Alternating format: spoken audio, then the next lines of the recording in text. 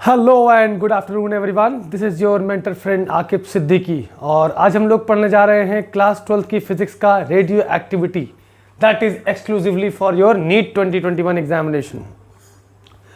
Physics में हम लोग जितनी भी चीज़ें पढ़ चुके हैं सबकी प्लेलिस्ट सब प्लेलिस्ट में पढ़े हुए हैं मेरे चैनल की। तो आज हमारा एक नया चैप्टर है that is your radio activity.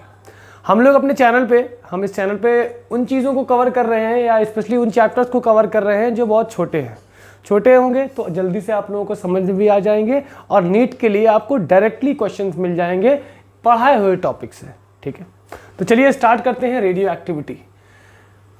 Radio activity देखो, नेचर में बहुत सारे मटेरियल्स हैं अलग अलग तरह के जिनकी अलग अलग प्रॉपर्टीज़ हैं। कुछ मटेरियल हैं जिनका मेल्टिंग पॉइंट बहुत हाई होता है, कुछ होते हैं जिनका बॉइलिंग पॉइंट बहुत हाई होता है, कुछ का दोनों बहुत हाई होता है। कुछ मटेरियल्स ऐसे होते हैं जो एयर में एक्सपोज करने से क्या होता है कि उनके अंदर चेंजेस आना शुरू हो जाते हैं। कुछ मटेरियल्स आपके ऐसे मिलेंगे जो कि बहुत ही कम टेम्परेचर पे जलने लगते हैं, है ना। बहुत सारी चीज़ें हैं जो रब करने पे स्पार्किंग देने लगती हैं। इसी तरह से एक स्पेशल प्रॉपर्टी होती है अल्फ़ा, बीटा और गामा पार्टिकल्स को इमिट करने की। तो नेचर में ऐसे बहुत सारे मटेरियल्स हैं जो कि जनरली ऑटोमेटिकली मतलब स्पॉन्टेनियसली अपने अंदर से एनर्जी के फॉर्म में रेडिएशन एमिट करते हैं इन the form of alpha, beta and gamma particles. जैसे आपका क्या है, यूरेनियम, प्लूटोनियम, थोरियम और इनके आइसोटोप्स। ये करते क्या है, इनको अगर ओपन एटमॉस्फेयर में रखा जाता है तो क्या होता है, ये अपने में से अल्फ़ा, बीटा और गामा पार्टिकल्स को कंटिन्यूअसली एमिट करते रहते हैं, जिसकी वजह से भाई किसी भी पार्टिकल से या किसी भी एम मास से आप एनर्जी कंटिन्यूअसली निकालते जाओगे या अपने आप एनर्जी निकलती जाएगी तो जाहिर सी बात है उसके मास में कमी आएगी। तो उसी चीज़ को आज हम लोग पढ़ने वाले हैं। आप लोग हेडिंग डाल लीजिए, फिर हम लोग आगे बढ़ते हैं।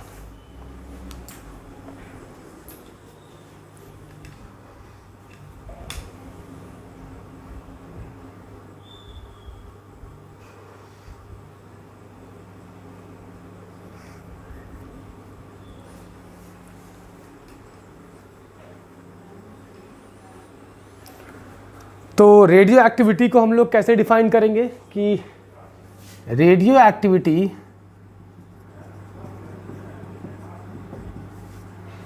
Is a spontaneous phenomena in which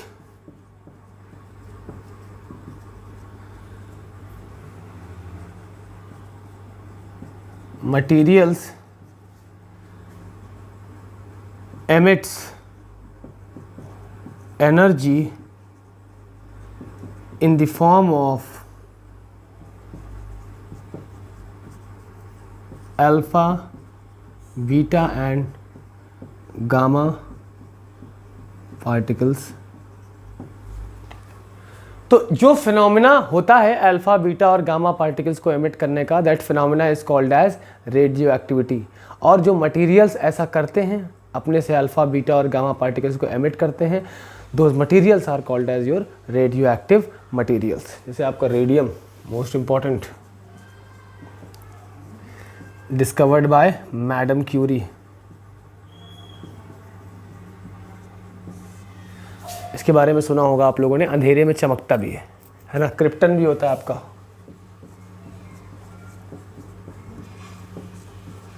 explosive वगैरह के मेकिंग में बनाने में काम आता है ये। तो आप लोग मेरे ख्याल से रेडियो एक्टिविटी को समझ गए होंगे। तो रेडियो एक्टिविटी क्या है? Radio activity is a spontaneous phenomena in which materials emits energy in the form of alpha, beta and gamma particles. This is the spontaneous process. ठीक है, तो चलिए स्टार्ट करते हैं रेडियो एक्टिविटी के बारे में। आप लोग पहले डेफिनेशन नोट कर लें।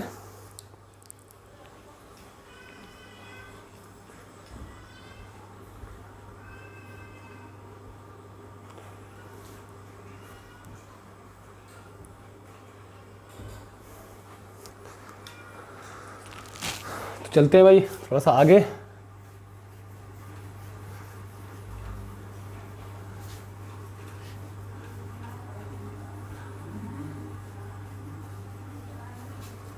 एक छोटी सी इंफॉर्मेशन दे देते हैं यहाँ पे कि अल्फ़ा पार्टिकल्स के पास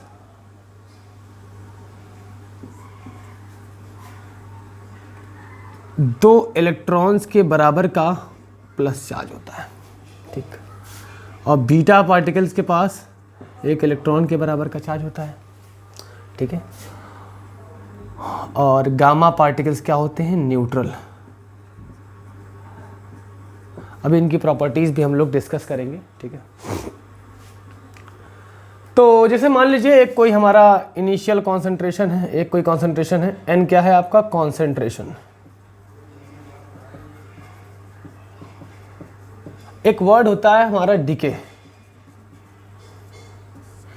डीके के बारे में आप लोग ऐसे समझ सकते हो कि किसी भी चीज़ का कंटिन्यूसली ख़त्म होना, मतलब कि धीरे धीरे उसके अमाउंट ऑफ मास में कमी आना या धीरे धीरे ख़त्म होना। डीके होता है ना कोई मटेरियल, जैसे आप लोगों ने पढ़ा होगा कि coal and petroleums are the decay of dead plants and animals. Decay मतलब कि जो चीज़ धीरे धीरे धीरे धीरे एक तरह से खत्म होती हुई चीज़ या डिग्रेड होती हुई चीज़ को हम लोग क्या कहते हैं, कोई चीज़ डिके हो रही है। डिके मतलब कि वक्त के साथ साथ उसके मास में कमी आ जाना या उसकी स्टेट का चेंज हो जाना, ठीक है। That is called as your decay. और एन हमारा क्या है, यहाँ पे यूज़ करेंगे हम लोग कॉन्सेंट्रेशन के लिए, ठीक। कॉन्सेंट्रेशन मतलब कितनी तादाद में है, कॉन्सेंट्रेशन कह सकते हो या अमाउंट ऑफ मास सकते हो, इनिशियल कॉन्सेंट्रेशन या अमाउंट ऑफ मास कह सकते हो, अमाउंट ऑफ मास या कह सकते हो और कॉन्सेंट्रेशन, ठीक है। डीके भी आप लोग समझ गए। चलिए मान लेते हैं, कहता है कि rate of DK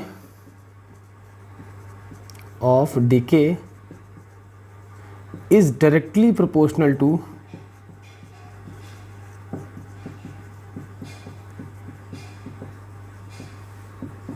the concentration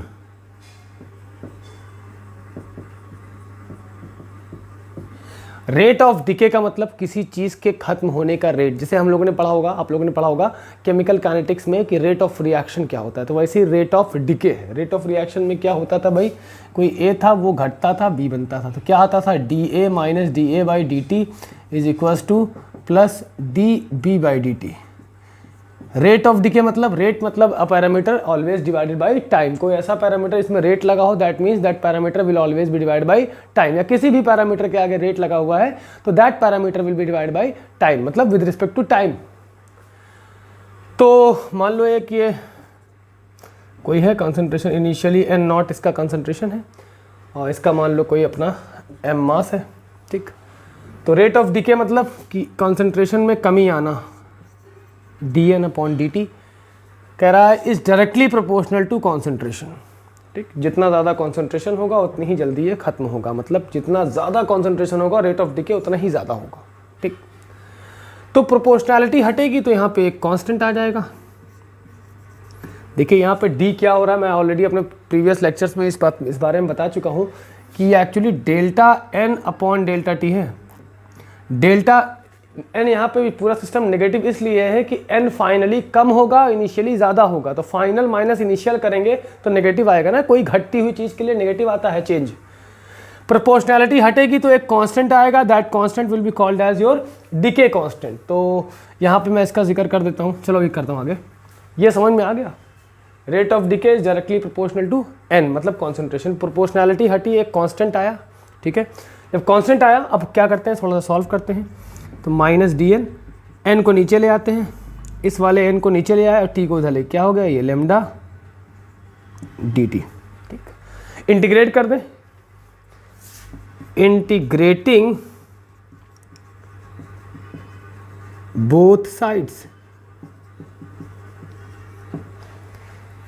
इधर इंटीग्रेट किया डी एन अपॉन एन और इधर किया लेमडा डी टी।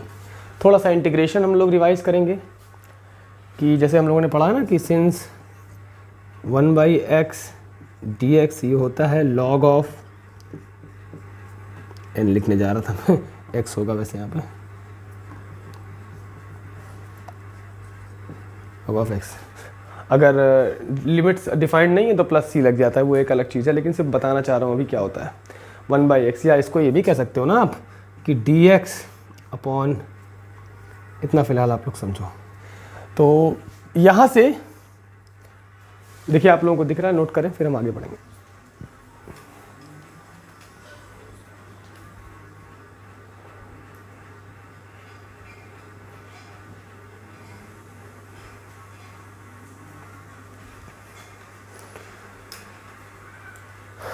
तो देखिए इसको हम लोग इस तरह से रिप्रेजेंट कर लें कि 1/n dn, लैम्डा कांस्टेंट है बाहर आ जाएगा।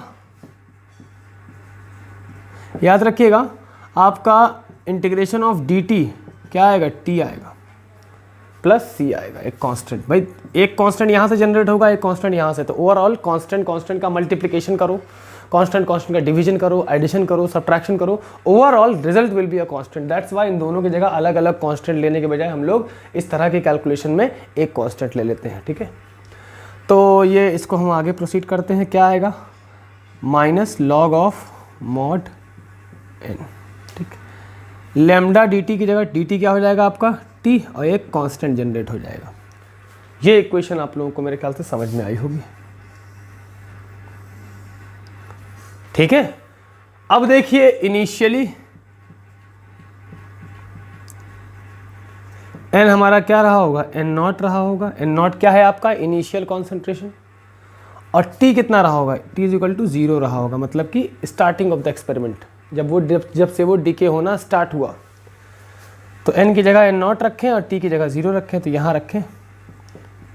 पुटिंग इन फर्स्ट इक्वेशन,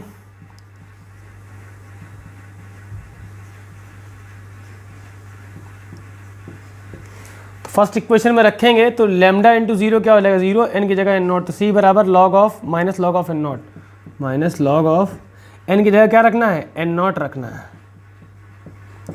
और लैम्डा इंटू टी मतलब लैम्डा टी कितना है, 0, तो मतलब c बराबर ये आ गया। देख लीजिए आप लोग, इतना नोट करें तो फिर हम थोड़ा सा आगे बढ़ते हैं।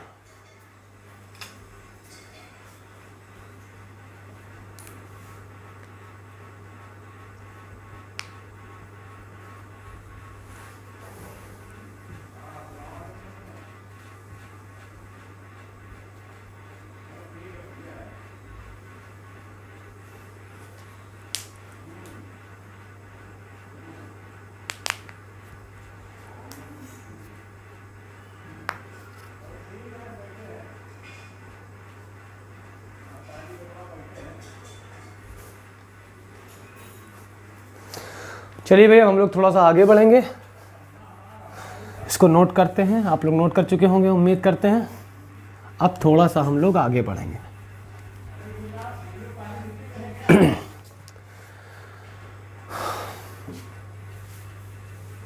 आप लोग चाहे तो वीडियो को पॉज करके भी नोट कर सकते हैं।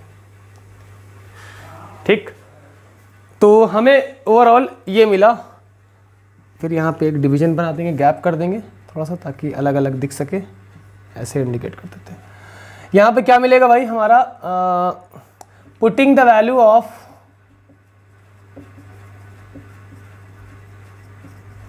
c in first equation. जब हम c की वैल्यू फर्स्ट इक्वेशन में रखेंगे तो देखिए क्या होगा, ये c की वैल्यू यहाँ रखना है। तो फर्स्ट इक्वेशन में क्या लिखा हुआ है, minus log of n is equals to lambda t, और c की जगह क्या रखेंगे, minus log of n0। I think clear हुआ आप लोगों को।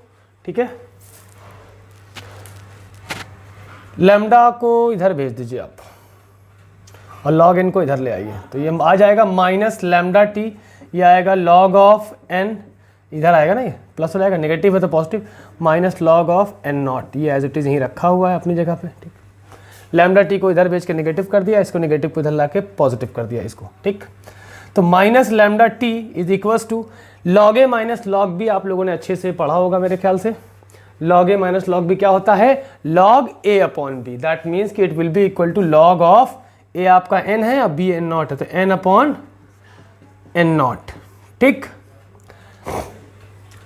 Raising both side e to the power, दोनों तरफ e की पावर क्या है, raising e to the power both sides दोनों तरफ e की पावर रेस करेंगे तो क्या आएगा, e to the power minus lambda T is equals to e to the power log of n upon n naught. देखिए यहाँ पे कुछ नहीं होता तो बेस क्या माना जाता है, इसका e ही है। एक प्रॉपर्टी याद होगी कि e to the power log of x base e is equal to log is equal to क्या, x होता है। मतलब ये सिस्टम जिसके ऊपर पावर चढ़ी है और इस लॉग का बेस दोनों मैच कर जाएंगे। अगर मान लो यहाँ 10 है तो यहाँ भी 10 है, तो ये पूरा ओवरऑल कैंसिल होकर यहाँ वाली वैल्यू बचती है। अगर यहाँ पे 2 है, 2 to the power log of x base 2, तो ये दोनों जब मैच होंगे चाहे जो वैल्यू हो, आंसर कितना आएगा आपका, केवल ये आएगा। तो आ गया। तो देखिए यहाँ पे क्या होगा, ये पूरा सिस्टम कैंसिल आउट हो जाएगा, बचेगा क्या, n अपॉन एन नॉट। तो n अपॉन एन नॉट क्या आएगा आपका, n upon N naught E to the power minus lambda T. तो from here you can conclude that n is equal to N naught E to the power minus lambda T. इसको साफ साफ इधर लिख लेते हैं, कितना आएगा, n is equal to N naught E to the power minus lambda T. इतना आप लोग नोट कर लें पहले भाई।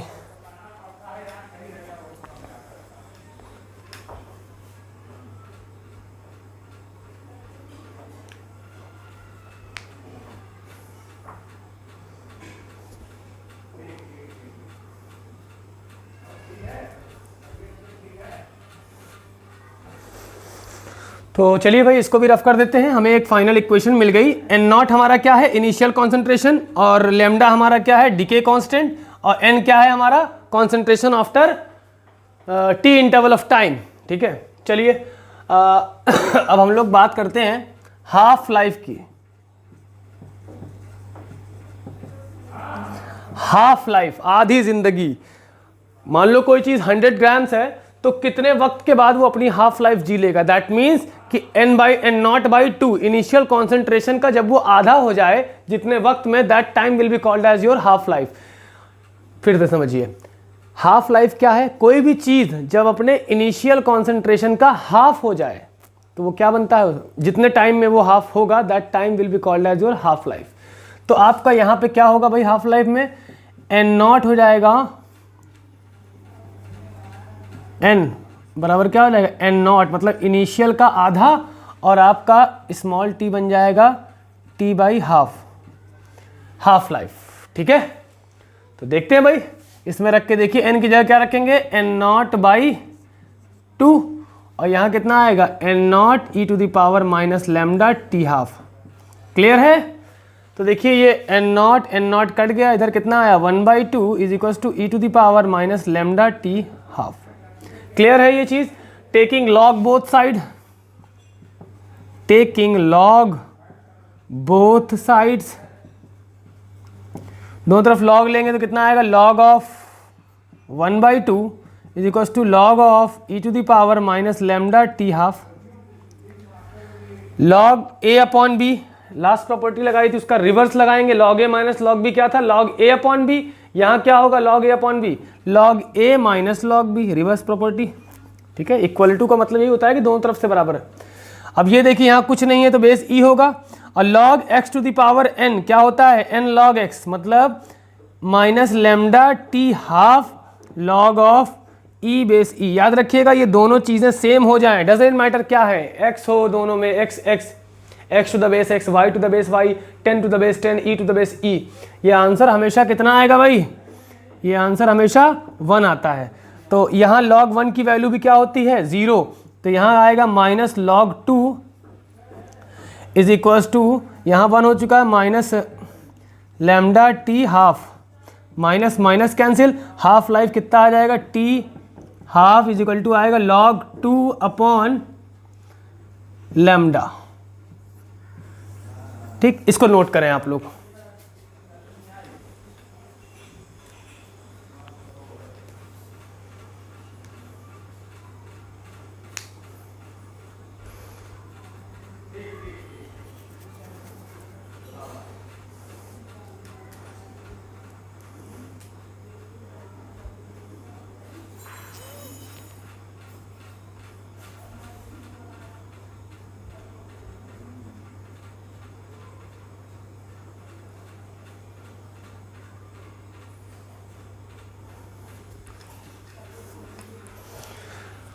आई होप कि आप लोगों ने ये सब नोट कर लिया होगा। तो अब हम लोग आगे बढ़ते हैं।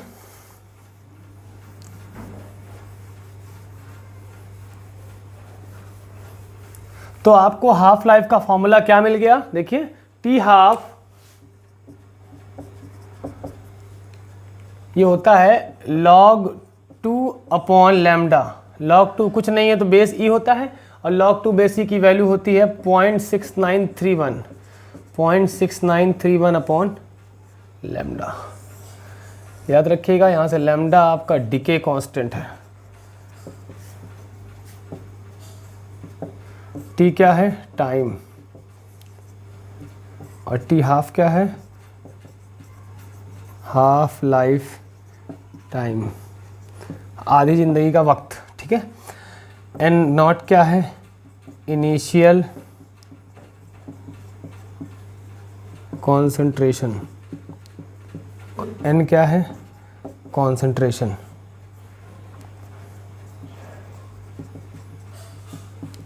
And at a particular time T, ठीक। तो हमारे पास दो मेजर फॉर्मूले मिले हमको।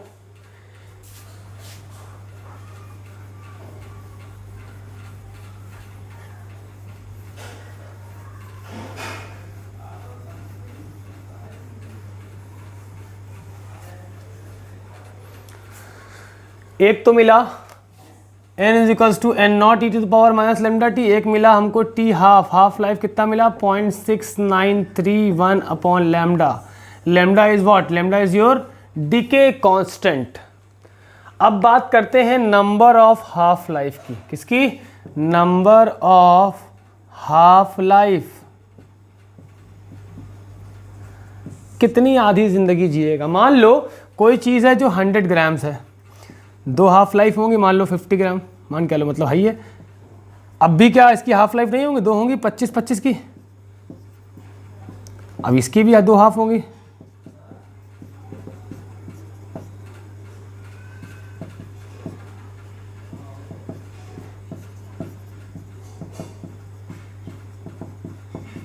इस तरह से ये कितनी हाफ लाइफ जिएगा। तो सीधा सीधा एक फॉर्मूला है, n is equals to N naught 1/2 की पावर n। याद रखिएगा इस चीज़ को, ठीक। वही मामला है सब कुछ। n नॉट इनिशियल कॉन्सेंट्रेशन है, n क्या है, concentration at a particular time, और स्मॉल n क्या है, नंबर ऑफ हाफ लाइफ। मैं लिख देता हूँ, स्मॉल n क्या है, नंबर ऑफ हाफ लाइफ, ठीक।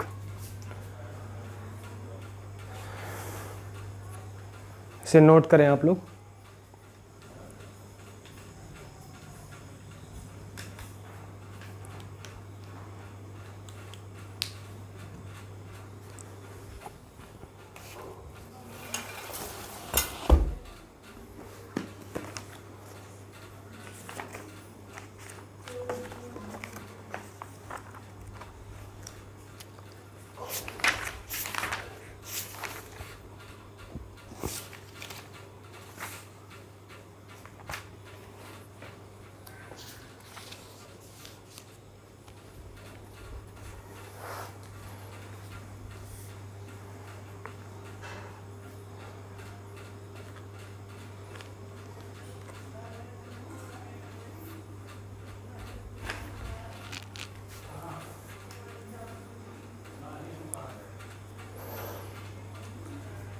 फिर बात करेंगे मीन लाइफ की।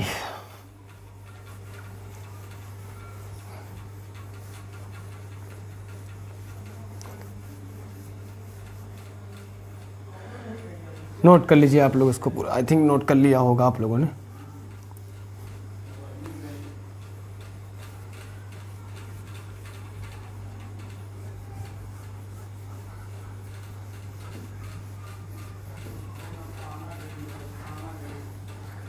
मीन और एवरेज लाइफ, या कहें mean life, denoted by tau. भाई रेडियो एक्टिव सब्सटेंसेस के अंदर, मान लो कोई रेडियो एक्टिव सब्सटेंस है, उसके अंदर उसके कंस्टिट्यूएंट पार्टिकल्स होंगे तो आइटम्स ही। तो मीन लाइफ क्या होता है, द एवरेज लाइफ ऑफ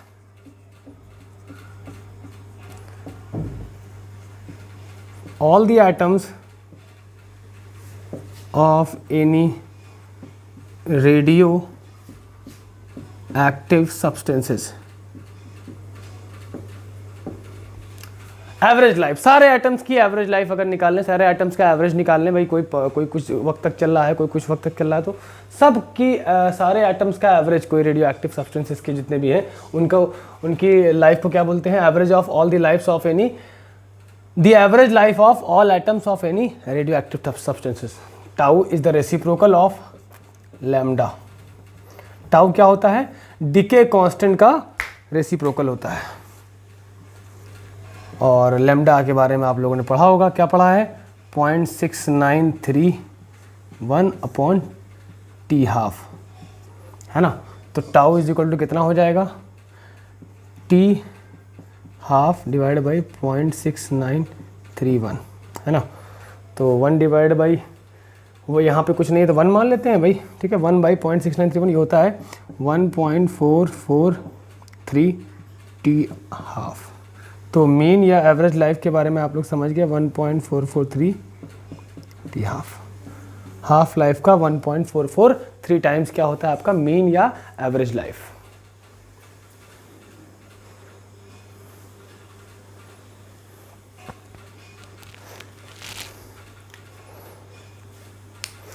कुछ इंफॉर्मेशंस हैं जैसे कि highly penetrating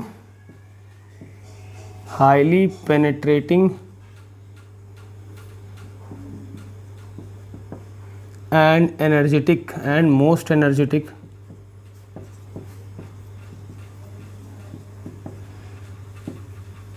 particle is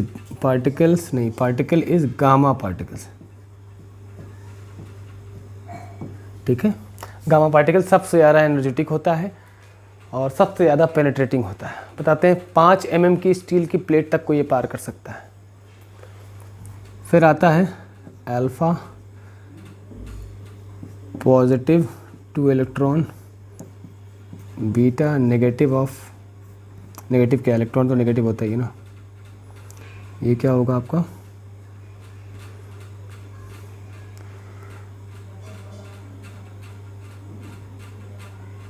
electron के बराबर का चार्ज होता है, ठीक है।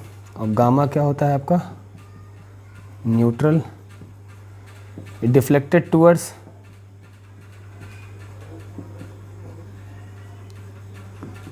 पॉजिटिव इलेक्ट्रिक फील्ड, ये नेगेटिव ईएफ, ईएफ मतलब इलेक्ट्रिक फील्ड, ठीक है। ये अनडेविएटेड और अनडिफ्लेक्टेड, किसी भी तरह की फील्ड में इस पर कहीं पे भी ना तो डिफ्लेक्ट और डेविएट नहीं होता। तो रेडियो एक्टिविटी के लेक्चर में इतना ही, मिलते हैं नेक्स्ट लेक्चर में, ठीक है। So thank you everyone.